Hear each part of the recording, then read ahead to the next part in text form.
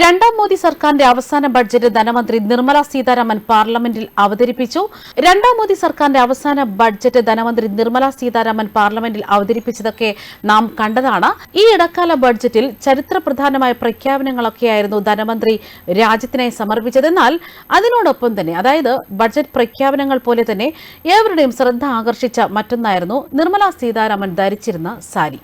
ഇപ്പോൾ സോഷ്യൽ മീഡിയയിൽ അധികം ചർച്ചയാവുകയാണ് ധനമന്ത്രിയുടെ സാരി. അതായത് എല്ലാ തവണയും പോലെ വസ്ത്രധാരണത്തിൽ പ്രത്യേക ശ്രദ്ധ പുലർത്തി തന്നെയാണ് ധനമന്ത്രി ഇത്തവണയും ബഡ്ജറ്റ് അവതരണത്തിനെത്തിയത്. നീല നിറത്തിലുള്ള ബി സിൽക്ക് കാന്ത വർക്കോട് കൂടിയ ടുസാർ സാരിയാണ് ധനമന്ത്രി ധരിച്ചിരുന്നത്. പശ്ചിമ ബംഗാളിലെ ബിർഭൂം ജില്ലയിലുള്ള പ്രദേശമായ ഭോൽപൂരിയിലാണ് കാന്തവർക്ക് സാരികൾ കൂടുതലായും നെയ്തെടുക്കുന്നത്. കൈത്തറി മേഖലയെ മികച്ച രീതിയിലാണ് ധനമന്ത്രി പ്രോത്സാഹിപ്പിക്കുന്നത് എന്നത് വ്യക്തമാണ്. പാരമ്പര്യവും ആധുനികതയും സമന്വയിപ്പിക്കുന്ന രീതിയിൽ നെയ്തെടുത്ത ഈ സാരി ഭാരതത്തിന്റെ അല്ലെങ്കിൽ സാംസ്കാരിക സമ്പന്നത കൂടി തന്നെയാണ് വിളിച്ചു കാട്ടുന്നത്. അതുമാത്രമല്ല, കരകൌശല മേഖലയ്ക്കും നെയ്ത്ത് മേഖലയ്ക്കുമൊക്കെ ഒരുപോലെ പ്രാധാന്യം നൽകുന്ന രീതിയിൽ തന്നെയാണ് ഇത്തവണത്തെ ബഡ്ജറ്റ് പ്രഖ്യാപനങ്ങൾ പോലും ധനമന്ത്രി നടത്തിയത്. അതേസമയം ഇതിനു മുൻപ് മൂന്നാം കേന്ദ്ര ബഡ്ജറ്റ് അവതരിപ്പിച്ചപ്പോഴും നിർമ്മല സീതാരാമൻ ധരിച്ചിരുന്ന സാരി ശ്രദ്ധേയമായിരുന്നു.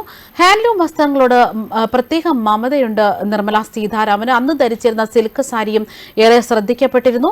പല കാരണങ്ങൾ കൊണ്ടാണ് ആ സാരി അന്ന് ശ്രദ്ധിക്കപ്പെടാൻ കാരണമായതും അതിൽ മുഖ്യ കാരണം അതിന്റെ നിറം തന്നെയായിരുന്നു. വലിയ ചുവപ്പ് സ്വർണ്ണ നിറത്തിലുള്ള ബോർഡറുള്ള വെള്ള സിൽക്ക് സാരിയായിരുന്നു മന്ത്രി അന്ന് തിരഞ്ഞെടുത്തത്.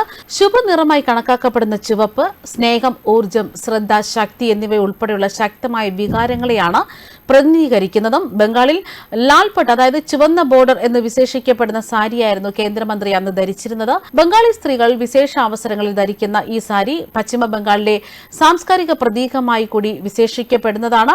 അതായത് വിജയദശമി ദിനത്തിനോടനുബന്ധിച്ച് നടന്ന ദുർഗാപൂജ ചടങ്ങുകളിലായിരുന്നു ബംഗാളി സ്ത്രീകൾ പ്രധാനമായും ലാൽപട്ട് സാരികൾ ധരിക്കുന്നത്. അതായത് തിന്മയുടെ മേൽ നന്മയുടെ വിജയം ആഘോഷിക്കുന്ന ദുർഗാപൂജ ചടങ്ങുകൾക്ക് വലിയ പ്രാധാന്യമാണ് ബംഗാളി സ്ത്രീകൾ നൽകി വരുന്നതും. ഇനി മറ്റൊന്ന്, ബഡ്ജറ്റിന് മുൻപ് ധനമന്ത്രി വിളമ്പുന്ന ഹൽവയിലുമുണ്ട് പ്രത്യേകത. എല്ലാ ബഡ്ജറ്റ് അവതരണത്തിന് മുന്നോടിയായി ധനമന്ത്രി ഹൽവ തയ്യാറാക്കാറുണ്ട്. കാലങ്ങളായി തുടർന്നു പോരുന്ന ആചാരമാണിത്. ഇനി ഈ ഹൽവയൊന്നും വെറുതെ തയ്യാറാക്കുന്നതല്ല, ഇതിന് പിന്നിലും വ്യക്തമായ കാരണമുണ്ട്. ബഡ്ജറ്റിനുള്ള രേഖകൾ സമാഹരിക്കുന്നതിന്റെ തുടക്കം കുറിക്കുന്നതാണ് ഹൽവ ചടങ്ങ്. ബഡ്ജറ്റ് അവതരണത്തിന്റെ ഒരു അവിഭാജ്യ പ്രക്രിയയാണെന്ന് വേണം പറയാൻ. നോർത്ത് ബ്ലോക്കിനുള്ളിൽ ധനമന്ത്രി മന്ത്രാലയത്തിലെ മറ്റു ഉദ്യോഗസ്ഥരുമായിട്ടായിരുന്നു ഈ ചടങ്ങിന് ആതിഥേയത്വം വഹിച്ചിരുന്നത്. പരമ്പരാഗത ഹൽവ ചടങ്ങ് ബഡ്ജറ്റ് ഡോക്യുമെന്റ് അച്ചടിക്ക് തുടക്കം കുറിക്കലും കൂടിയാണ്.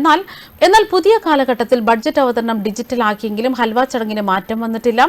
2024 ബഡ്ജറ്റിന് മുന്നോടിയുള്ള ചടങ്ങ് തന്നെ ധനമന്ത്രി നിർമ്മല സീതാരാമന്റെ നേതൃത്വത്തിൽ ഇക്കഴിഞ്ഞ ബുധനാഴ്ച തന്നെ നോർത്ത് ബ്ലോക്കിൽ നടന്നിരുന്നു. അതായത് പരമ്പരാഗത രീതികൾക്കനുസൃതമായി പാർലമെന്റിൽ ബഡ്ജറ്റ് അവതരിപ്പിക്കുന്നതിന്റെ 9 അല്ലെങ്കിൽ 10 ദിവസം മുൻപാണ് കേന്ദ്രമന്ത്രിയുടെ ആതിഥേയത്തിൽ ഹൽവ ചടങ്ങ് നടത്തുന്നത്. ബഡ്ജറ്റ് രേഖകൾ അച്ചടിക്കുന്നതിന്റെ തുടക്കം കുറിക്കലായാണ് ഈ ചടങ്ങ് കണക്കാക്കുന്നതും. ഡൽഹിയിലെ ധനകാര്യ മന്ത്രാലയത്തിലെ നോർത്ത് ബ്ലോക്കിലാണ് ഈ ചടങ്ങ് നടത്തപ്പെടുന്നത്. ഇവിടെയാണ് പ്രിന്റിംഗ് പ്രസ്സുമുള്ളത്. വലിയ ഇരുമ്പ് ചെമ്പിൽ തയ്യാറാക്കി വെച്ചിരിക്കുന്ന ഹൽവ ആദ്യം ഇളക്കുക ധനമന്ത്രിയായിരിക്കും. ധനമന്ത്രി തന്നെയാണ് മറ്റു ഉദ്യോഗസ്ഥർക്ക് ഹൽവ വിളമ്പി നൽകുന്നത്.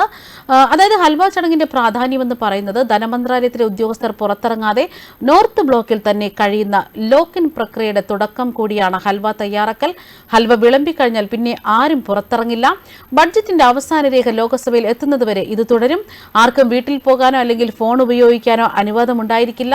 പുറം ലോകവുമായി യാതൊരു ബന്ധവും ഇവർക്കുണ്ടാകില്ല. അടിയന്തര സാഹചര്യങ്ങളിൽ കുടുംബത്തിന് ബന്ധപ്പെടാൻ ഒരു നമ്പർ നൽകിയിട്ടുണ്ടാകും. അതും നേരിട്ടുള്ള ആശയവിനിമയമായിരിക്കില്ല. ബഡ്ജറ്റ് ചോരുന്നത് തടയാനും സുരക്ഷ മുൻനിർത്താനുമാണ് കാലാകാലങ്ങളായി ഹൽവ ചടങ്ങും അതിനെ തുടർന്നുള്ള മറ്റ് ചടങ്ങുകളും വരുന്നത്. 1950 നടന്ന ഒരു ബഡ്ജറ്റ് ചോർച്ചയ്ക്ക് പിന്നാലെയാണ് ഇത്രയധികം സുരക്ഷ കർശനമാക്കിയിരിക്കുന്നത്. രാഷ്ട്രപതി ഭവനിൽ പ്രിന്റിംഗ് നടക്കുന്നതിനിടെ 1950 ബഡ്ജറ്റിന്റെ ഒരു ഭാഗം അന്ന് ചോർന്നിരുന്നു.